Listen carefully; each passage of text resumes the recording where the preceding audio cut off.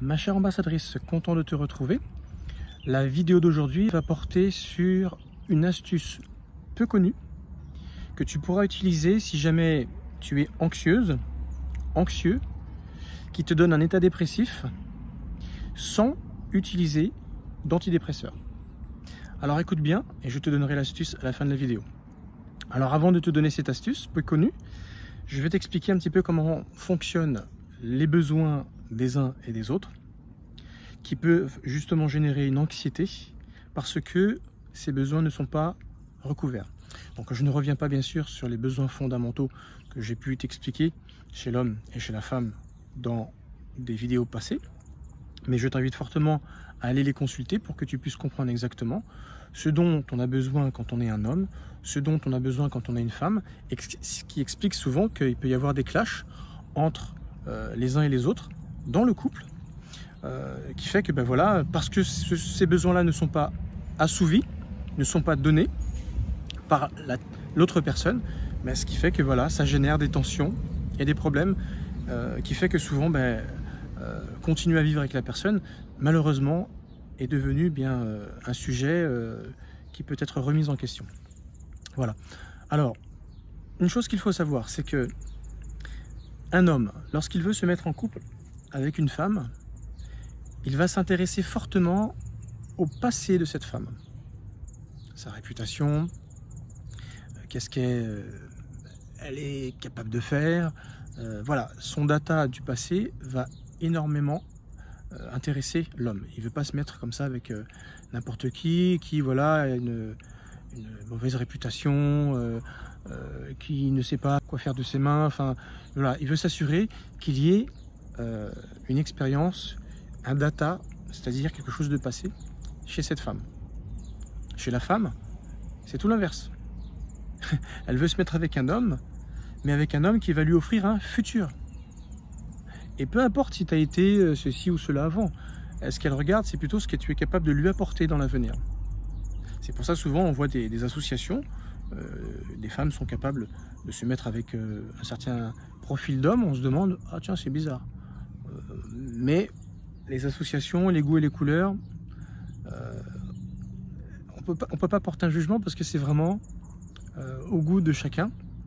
Mais ce qui explique cela, c'est que la femme, elle a surtout besoin d'un avenir. Donc elle va regarder ce que l'homme va pouvoir lui apporter sur le plan financier. Elle va regarder cet homme en se projetant dans qu'est-ce qu'il peut me donner. Et si elle a compris qu'il avait de l'or dans les mains, ou un compte en banque bien rempli, ou une certaine notoriété, ou un certain bagou, ou une certaine responsabilité, ou etc., qui permettent de, 3 petits points, ça va fortement répondre en tout cas aux besoins qu'elle va pouvoir mettre elle en avant dans sa vie à elle. Voilà. Et les enfants maintenant, qui peuvent également avoir une certaine anxiété, avoir un état dépressif, eh bien c'est lié au présent. Parce que des enfants veulent tout simplement avoir la présence de leurs parents au moment présent. Ils aiment se sentir entourés de leurs parents, mais à l'instant T, à l'instant présent. La femme se projette dans l'avenir et c'est cela qu'elle va beaucoup regarder. Un homme a besoin de s'assurer avec qui il s'est mis, et avant il regarde qui elle est, qu'est-ce qu'elle a fait dans sa vie, pour accepter de vivre avec. Et les enfants, c'est plutôt le temps qu'ils vont passer avec leurs parents. La femme, le futur, l'homme, le passé, les enfants, le présent.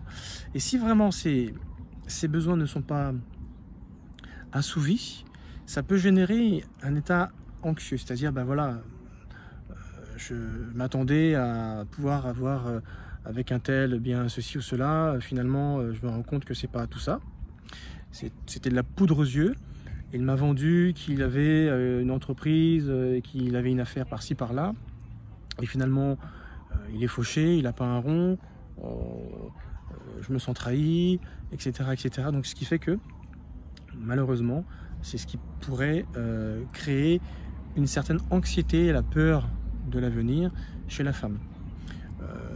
Le le compagnon, le mari, lui, il se dit tiens, ça a l'air d'être une fille de bonne famille, qui sait faire ci, faire ça. Si jamais j'ai besoin d'elle, ben, elle va pouvoir me compléter dans tel ou tel domaine. Et puis il s'avère que non. Voilà, elle veut rien faire, elle veut pas l'aider. Donc du coup, pareil, c'est la désillusion. C'est l'anxiété, elle dit ben, elle me sert à rien. Tu vois, c'est un petit peu comme ça dans l'esprit de l'homme et de la femme. Et les enfants, bah voilà, papa il nous a promis qu'il ferait ceci, cela avec nous, finalement il n'est pas là, on se retrouve encore une fois de plus tout seul, à gérer notre temps libre tout seul, on part pas en vacances, ou sinon on y va, mais on y va seul, maman elle est prise sur autre chose, enfin, etc., etc. Ce qui peut générer du coup de l'anxiété, un état dépressif, et souvent quand on commence à rentrer dans cet état dépressif, malheureusement, ça peut aller très loin. Lorsque tu vis un état dépressif, c'est comme si tu te retrouvais dans cette incapacité de t'exprimer, dans cette incapacité de dire ce que tu ressens, ce que tu penses.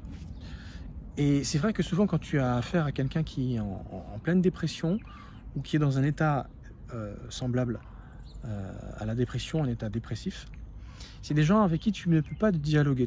Quand tu leur poses une question, même s'ils font l'effort de te répondre, et tu sens que souvent ils aimeraient t'apporter une réponse, le regard est souvent dans le vague. Il n'est pas fuyant, parce que s'il était fuyant, ça veut dire qu'ils ont la réponse mais ils ne veulent pas la donner. Mais c'est des gens qui sont dans le flou. Ils ne savent pas quoi te répondre et ils ont beau chercher, ils se disent je ne sais pas quoi dire. Et donc du coup, plutôt que de te dire n'importe quoi, ils ne disent rien. Tout simplement. Parce que tout simplement, ce sont des personnes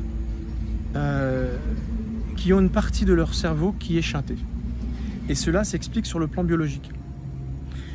Les émotions, parce que l'anxiété est une émotion forte, liée à un manque, à un besoin qui n'est pas assouvi. C'est pour ça que je t'ai fait cette introduction autour des besoins chez la femme, chez l'homme et chez l'enfant, mais sur un plan temporel. Parce que quand ces choses ne sont pas présentes dans la vie de l'un et de l'autre, c'est la désillusion, c'est la peur. Et on sait pertinemment que l'anxiété, c'est une peur qui est souvent liée, rattachée à l'avenir. L'angoisse, c'est plutôt une peur rattachée au passé, c'est-à-dire que c'est quelque chose qu'on a déjà vécu. Et on a l'appréhension, on n'aimerait pas revivre cette sensation, parce qu'on sait ce que c'est. Donc c'est pour ça que quelqu'un qui est anxieux s'explique sur le plan biologique.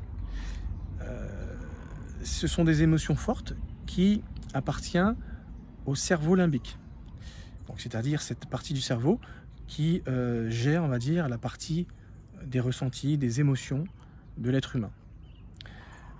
L'anxiété va du coup, lorsque cette sensation va être ressentie, cette émotion va être ressentie par la personne, étant donné que c'est le cerveau limbique qui est concerné, donc c'est-à-dire une aire du cerveau qui est au centre du cerveau, dans lequel il y a deux glandes qui vont nous intéresser. La première, c'est l'amygdale. L'amygdale est dans cette aire du cerveau qu'on appelle le cerveau limbique. Cette amygdale va venir chanter lorsqu'il va ressentir un certain stress, une certaine émotion forte, qui du coup est tellement envahissante. Cette amygdale va venir chanter le cerveau préfrontal. Et ce cerveau préfrontal est là justement pour permettre à la réflexion, le fait de se projeter dans l'avenir, dans cette capacité de raisonner, prendre des choix et justement pouvoir donner des réponses à des questions toutes simples. Et c'est exactement ce qui explique pour quelle raison la personne qui est dans un état dépressif est incapable de répondre à des questions simples. Parce que justement, cette aire du cerveau est chantée par l'amygdale. Mais en réalité, c'est un système naturel de survie. C'est pour cette raison que cette glande, l'amygdale, joue ce rôle. Elle va chanter cette zone préfrontale pour justement mieux gérer le ressenti qui est, pour le coup, l'anxiété. Mais ça va durer un certain temps. Parce que faut bien que la vie reprenne. C'est pour cette raison qu'il y a une deuxième glande qui va rentrer en ligne de compte, qui s'appelle l'hippocampe. Donc cette glande est voisine et est présente également dans le même aire du cerveau qui est le cerveau limbique, cet hippocampe va inhiber la sécrétion chimique. Du coup, ça va lever le shunt sur le cerveau préfrontal qui va pouvoir reprendre une activité de réflexion, de projection, de prise de choix, d'analyse, etc. Mais le problème, c'est que si jamais cette anxiété revient et se répète et répète et répète, parce que c'est quelque chose de très très très présent dans la vie de la personne. Tu penses bien que lorsque c'est la désillusion de l'homme par rapport à sa femme, lorsque c'est la désillusion de la femme par rapport à son homme, et lorsque c'est la déception des enfants par rapport à leurs parents qui ne sont pas présents, c'est pas quelque chose qui revient du jour au lendemain. C'est pas parce que émotionnellement parlant, le cerveau limbique a pris connaissance de cela que c'est quelque chose qui va s'arrêter. Malheureusement, non. Donc ça veut dire que c'est une émotion qui va se renouveler, et tellement renouveler que du coup, ça va réalimenter un shunt du cerveau préfrontal par l'amygdale, et au bout d'un certain temps, lorsque le corps va dire ça suffit, parce que si ça n'arrête pas, on va rentrer dans un état, on va dire, d'épuisement, qui fait que malheureusement, on va plus pouvoir utiliser nos capacités de réflexion et vivre une vie tout à fait normale. On sera incapable de continuer d'avoir une vie sociale, de se lever le matin pour aller travailler, parce que et ça s'apparente énormément à ce qu'on appelle un burn-out, à une fatigue du cerveau, qui n'est pas forcément physique et mentale, mais là, elle sera fortement mentale. Parce que tout simplement, il y aura des besoins qui n'auront pas été assouvis dans la vie de la personne concernée.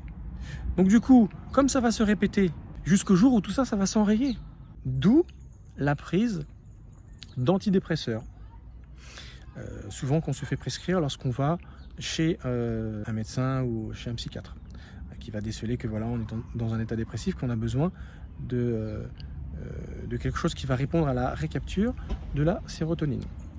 Parce que c'est vrai, il y a 2 neurotransmetteurs qui sont hyper importants dans l'état dépressif d'une personne qui vit justement une dépression. C'est ce manque de sécrétion par les neurones, et bien, de ce qu'on appelle la sérotonine, c'est-à-dire cette hormone de la joie. Mais également la dopamine, qui est une hormone active, une hormone de l'action, qui permet de ressentir un certain contentement de soi lorsque justement un certain travail, une certaine tâche a été accomplie.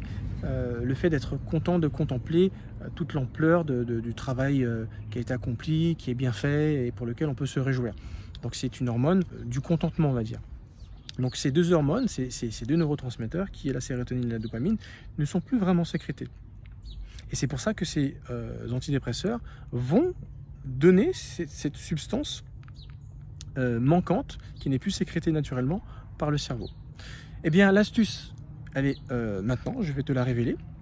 Une chose qu'il faut savoir, si les antidépresseurs, qui malheureusement souvent sont sujets à une certaine dépendance et sont souvent pas bons pour le foie, et donc du coup tu risques d'être constamment dans cette demande de toujours en consommer, et plus tu t'y habitues, plus il y a une certaine accoutumance, plus les doses seront jamais bonnes et tu auras constamment besoin de prendre des antidépresseurs pour tout et n'importe quoi. Sachant bien sûr que ta situation avec soit ton mari, soit ta femme, soit tes enfants, ou soit les enfants avec leurs parents, ça ne va pas changer du jour au lendemain comme ça. C'est des histoires de vie souvent, c'est des choses qui sont comme ça en place, et on a beau en discuter, ça ne change rien. Donc du coup, tu vas être dépendante de ces médicaments à vie. Alors avant de tomber dans cette dépendance, sache une chose, c'est que pratiquer une activité physique d'une demi-heure 3 fois par semaine permet de sécréter la sérotonine et la dopamine en te donnant des objectifs à pallier, c'est-à-dire à chaque fois un objectif de réussite différent au fur et à mesure que tu évolues, que tu te sens évoluer, faire en sorte que ces activités physiques fassent partie de ta routine de vie, de ton hygiène de vie, et tu vas te rendre compte que tu n'auras plus autant besoin de consommer des antidépresseurs, voire du coup presque les éliminer. Simplement, il faut te faire suivre par un spécialiste, un coach sportif, qui sera à même de te donner exactement le type de travail, d'exercice physique, qui sera adapté à ta constitution, qui sera adapté à ton état physique et mental, qui sera adapté également à ton niveau, pour peu que tu sois un petit peu dans l'embonpoint, voire plus, un petit peu obèse. Tu ne pourras pas faire du sport comme ça en te disant « Ah, il faut que je fasse une activité physique ». Non, il faut que tu te fasses suivre. Mais également par un psychothérapeute qui saura exactement dans quel état d'esprit il faudrait que tu pratiques pour ne surtout pas perdre l'objectif et tes objectifs à pallier, pour que ce soit quelque chose que tu pratiques tout le temps et ce quelque chose qui va venir remplacer les antidépresseurs. Parce que, à défaut de pouvoir changer la situation familiale, une chose que tu pourras faire, c'est au moins inclure dans ta routine de vie, ajouter une activité sportive, physique, cardio-pulmonaire, qui va pouvoir justement remplacer cette sécrétion de sérotonine et de dopamine que tu ne retrouves plus naturellement. Voilà la petite astuce. Donc bien sûr, n'hésite pas à demander conseil. Ça tombe bien, je suis psychothérapeute et éducateur sportif. Je suis à même exactement de faire un bilan avec toi. Je peux te dire exactement avec quel détail et quelle précision tu auras besoin de faire telle ou telle activité physique, mais également te suivre. Pas te donner le conseil et te lâcher dans la nature. Non, non. Véritablement te donner le conseil précis te concernant et te suivre au fur et à mesure que tu as tes objectifs à pallier, pour que tu puisses véritablement avoir l'impression de faire les choses pour un but précis. Je te remercie de m'avoir suivi, je te souhaite une très bonne soirée. N'hésite pas donc à réserver un appel.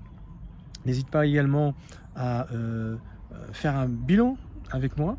Ça sera avec plaisir pour savoir quel type d'aide je pourrais t'apporter, soit sur le thème de cette vidéo ou soit sur tout à fait autre chose. Je te remercie encore une fois de plus. À la prochaine vidéo. Ciao.